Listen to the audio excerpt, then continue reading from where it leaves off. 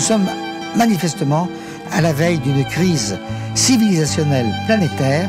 Si on avait voulu continuer cette civilisation, il fallait prendre les décisions dans les années 70.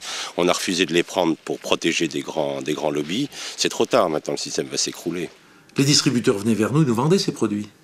Et d'ailleurs, souvent, c'était les coopératives agricoles qui, en même temps, elles achetaient les produits et en même temps, elles vendaient les intrants. Et ils disaient, on y allait, on laissait ça sur le dos. Et puis ça y allait, on en prenait des pleins poumons. Mais pas une fois dans leur tête.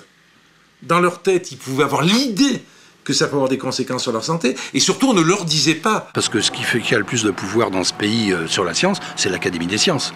Donc c'est des vieillards séniles, et qui imposent, c'est les gens qui disaient par exemple, il n'y a pas de problème avec l'amiante. Ils ont dit ça pendant des dizaines d'années. C'est-à-dire l'aliénation devient la norme, et elle est proposée, elle est intégrée pratiquement dans la psyché collective comme la norme.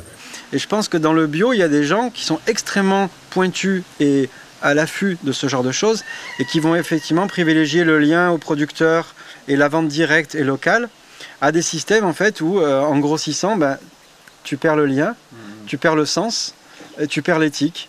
Et dans ce type d'agriculture, on se dit, on arrête de jouer à l'apprenti sorcier, à jouer le rôle des insectes dans le sol, des bactéries et autres. On se dit, on va mettre les bonnes conditions pour que ça fonctionne.